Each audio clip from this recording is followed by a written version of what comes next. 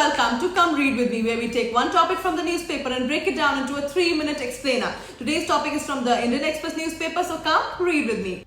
The topic is government is working on raising income limit for SC scholarships to rupees 4.5 lakhs from 2.5 lakhs. Now the central government has decided that we can increase the income limit for some important scholarships for SC, which is scheduled caste students. Now what exactly has changed? See, earlier the students could get a scholarship only if their family income was up to 2.5 lakh per year. Now the income limit has been raised to 4.5 lakh per year. Now this change applies to post-matric scholarships, which means scholarships given after class 10th for classes 11th, 12th, college or higher education. Now what did the government do this? See, because education costs have increased over time, many SC students were losing scholarship just because their parents' income slightly crossed over 2.5 lakh. And rising the limit means more students can now get financial help.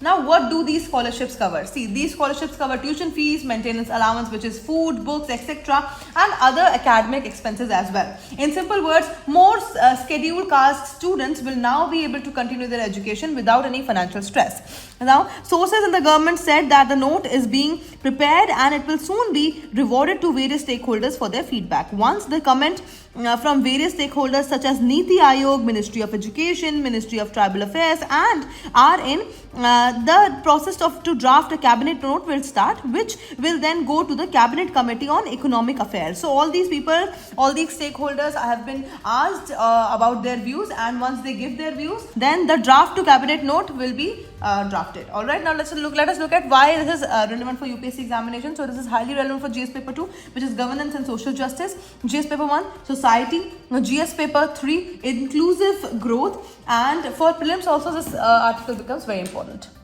And that's it for today. Thank you for watching.